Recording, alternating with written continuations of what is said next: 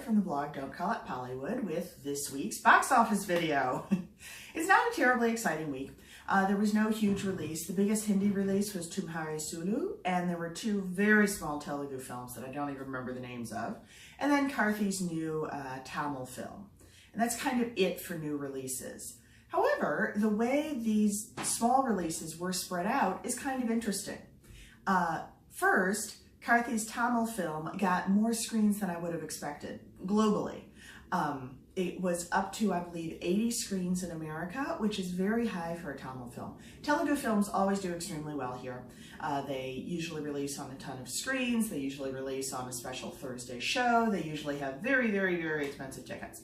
Tamil films, not necessarily. Tamil films are more likely to be in the less than 100 screen range, as this one was, and to have tickets that are maybe $14 instead of $12, not $20. So Karthi's new film only did 3,000 per screen, which would be terrible for a Telugu film and just barely okay for a Hindi film, but for a Tamil film is very respectable.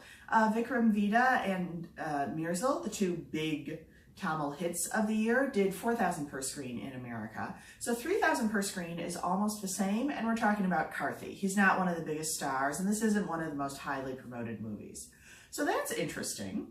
In the UK, and this is just hilarious, it supposedly did $40 total. For the entire weekend, it made $40 on 14 screens, which you can't even divide that.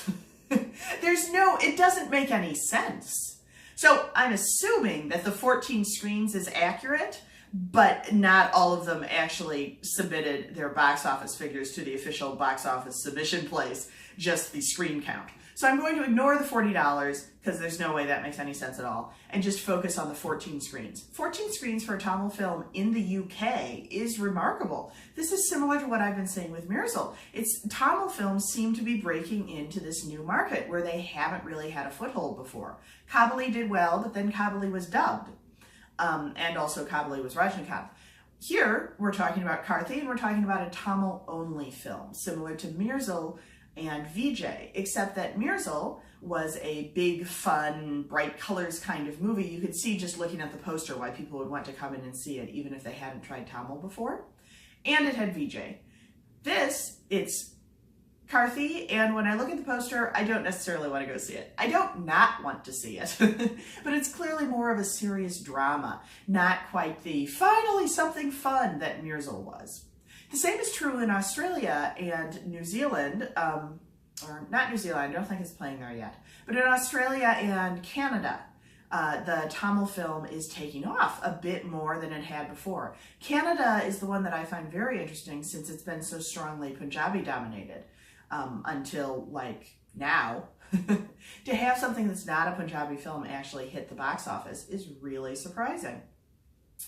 And then there's Hindi.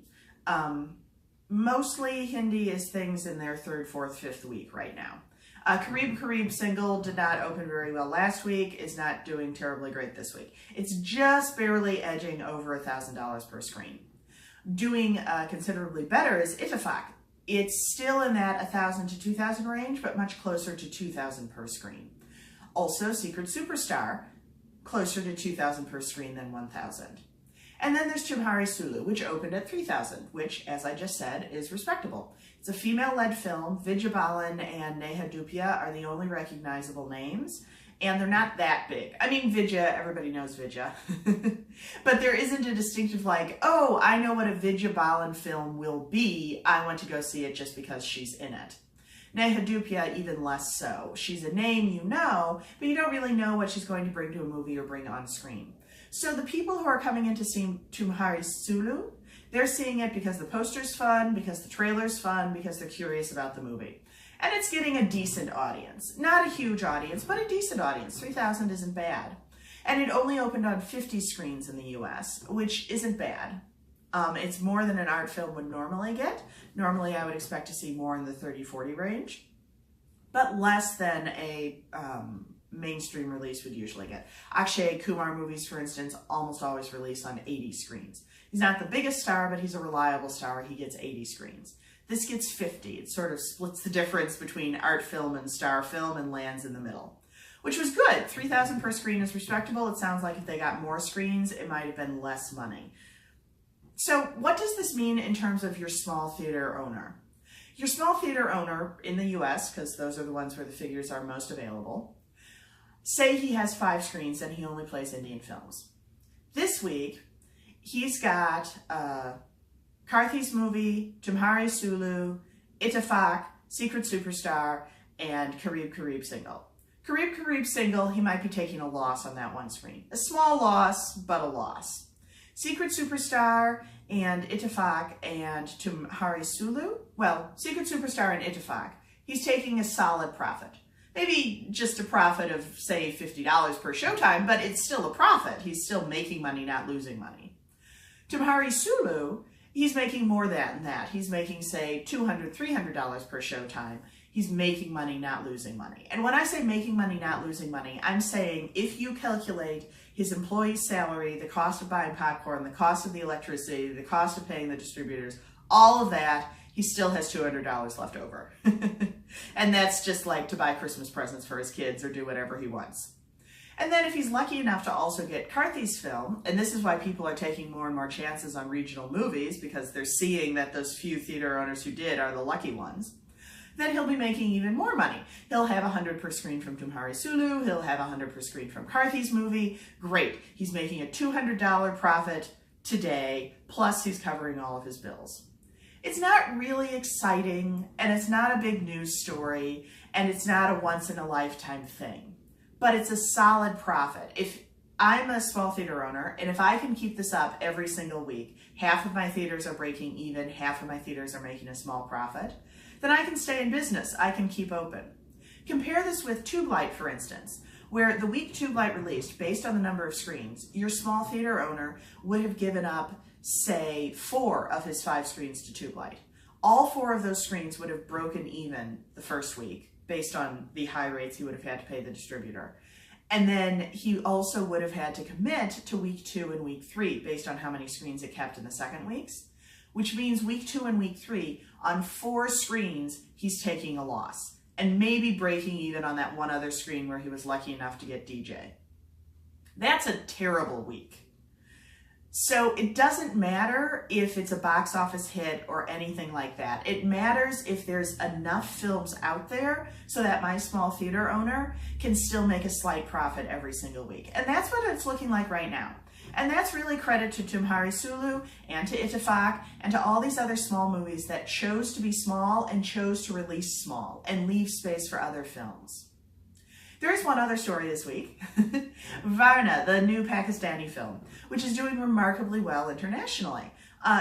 It's also doing about 3,000. If this were a Telugu film or a Hindu film, that would not be good. But Pakistani films are new to the market and they're trying to break in just to begin with. And this one is getting a decent sized release and it's doing decently screen by screen. That's extremely good. It only got 1 screen less than Tumhari Sulu in the UK, and I think it got 27 screens in the US, which is very impressive for a Pakistani film. Pakistani is new to the global market, and it's also just new in general. This sort of professional, high-quality, wide-release film is something that's kind of new for their industry, and to have reached this level of success so rapidly is remarkable and deserves to give them full credit. Also deserving full credit for this is Mihira Khan. This is, of course, her starring picture, and it was promoted primarily as her picture. The posters have her face on it, etc., etc. Unlike Vijay Balan, where you know the name, but you don't really know what to expect just because she's in a movie, Mihira Khan, I think people may know what to expect. They know if she's taking the lead, it's going to be a sensitive relationship drama. She's going to be a very strong female character who goes through agonies and so on and so forth, but pulls through at the other end. And it's going to be centered on her. And we all know why she has such a big global audience. It's because of satellite TV. Her TV series were the first massive international hits for Pakistani television. And when I say international, yes, truly international. UK, Middle East, all over people were watching her. And now she's coming out with a movie, UK, Middle East, all over. People are seeing her poster and they want to see what she's going to do next. And not for nothing, the race publicity tour would have heightened her name awareness even more. And of course, the Ranbir Kapoor rumors are probably helping people know who she is a little bit too. So there's that as well. And this is another industry that is getting a chance to blossom because the Hindi industry is taking a step back and making smaller releases this month.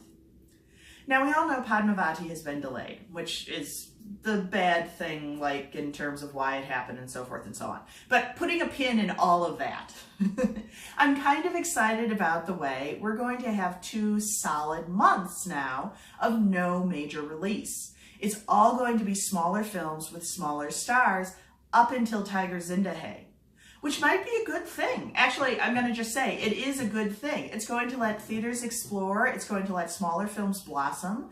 And by the time Tiger Zinda Hai comes along, the audience is going to be hungry for Tiger Zinda Hai. It's going to want this big, splashy masala film, which you don't want all the time. But after 2 months of not having it, that's when you're going to start thinking, yeah, I want this. It's been a while since Gomal again. This is the kind of movie I want to see again. And this is the kind of release schedule that I, myself, would like to see. 2 months of small films, and then 1 big film. A Khan film, an Ajay film, an Akshay film, something like that. But in the middle, let other people have a chance to blossom. Anyway, that's how it looks to me. That's what I'm thinking. You can agree, you can disagree, you can say anything at all. Hop on over to my blog. There's a link right below to read the full post and all the box office figures. Thanks. Bye.